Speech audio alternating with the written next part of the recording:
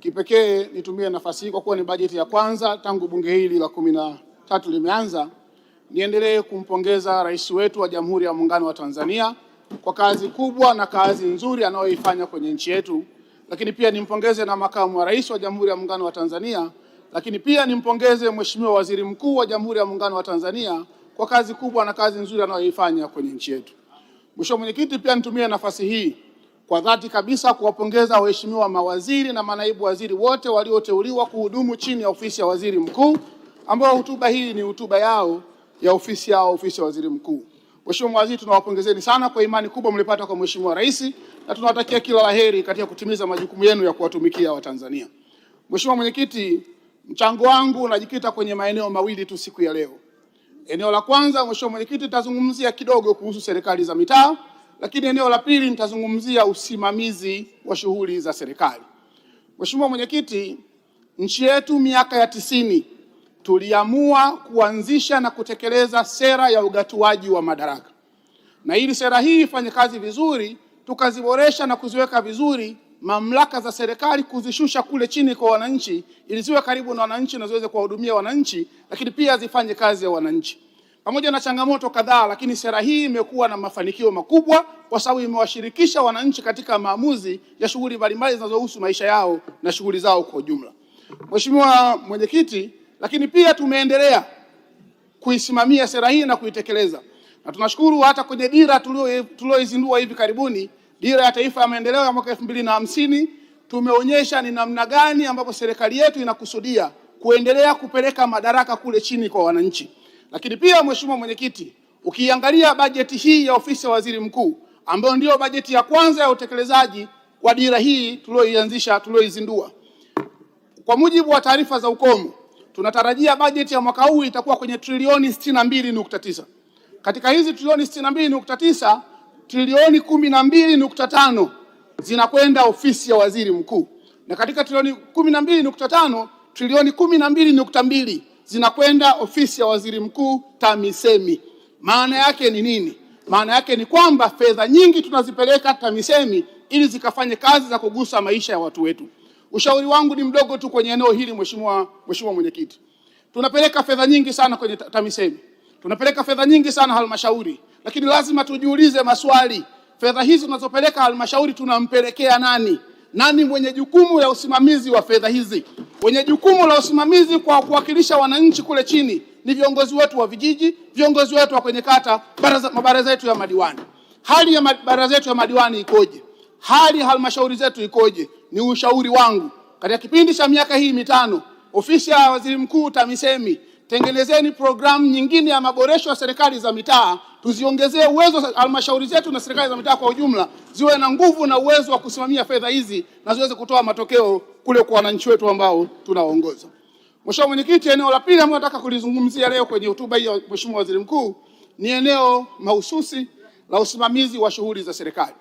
Mheshimiwa Mwenyekiti, kazi ya usimamizi wa shughuli za serikali ni kazi ya Mheshimiwa Waziri Mkuu na ni jukumu lake la kikatiba. Ibara ya 52 ibara ndogo ya kwanza ya Katiba ya Jamhuri ya Muungano wa Tanzania ya mwaka 1977.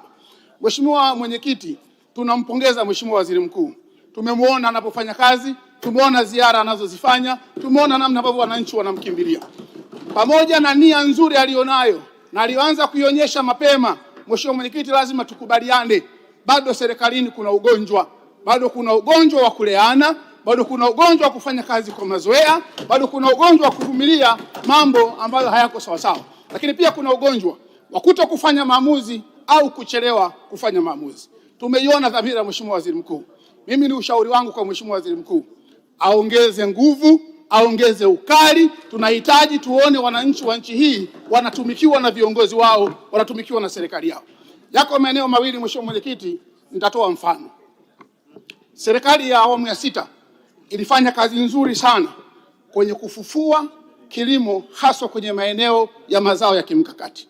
Kilimo cha mazao ya kimkakati, tumeona serikali ifanya kazi kubwa kwenye korosho, tumeona ifanya kwenye michikichi, imefanya kwenye mkonge na kwenye maeneo mengine.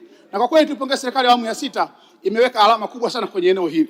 Na mimi nataka niseme Mheshimiwa Mwenyekiti, kazi hii kubwa ya serikali ya awamu ya 6 ambayo ilifanyika chini ya ofisi ya Waziri Mkuu na mtangulizi wa Mheshimiwa Waziri Mkuu wa sasa Mheshimiwa Kassim Majaliwa alifanya vizuri sana na ilirudisha matumaini kwa Watanzania wa nchi hii, hasa wakulima wale wa mazao ya kimkakati.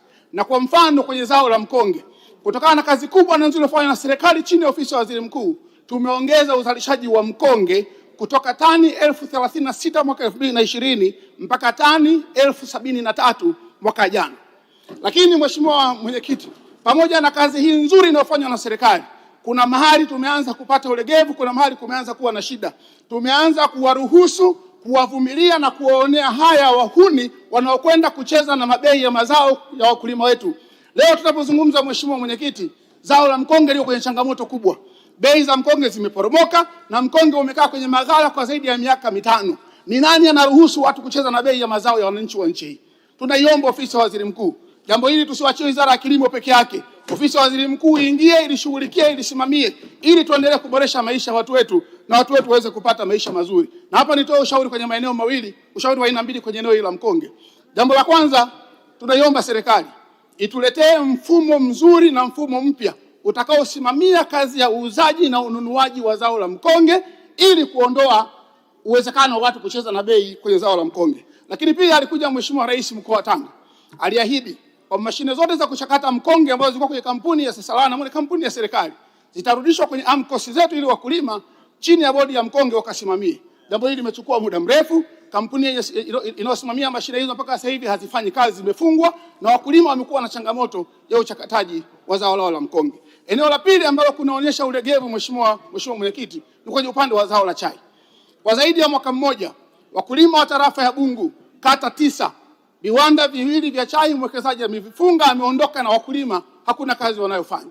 Amekuja Mheshimiwa Rais, tumemweleza, ametoa maelekezo. Amekuja Waziri Mkuu, tumemweleza, ametoa maelekezo. Lakini mpaka leo zaidi ya mwaka mmoja hakuna kinachoendelea na wananchi hawajui hatima yao ni nini. Jambo hili linahitaji usimamizi madhubuti wa serikali, tukawakwamue wakulima ili waendelee kufanya shughuli zao, wapate kipato, watengeneze uchumi wao, lakini uchumi wa nchi na maisha yao endelee kwenda vizuri. Mheshimiwa Mwenyekiti, baada ya kusema hayo, nakushukuru sana, naunga mkono hoja. Asante.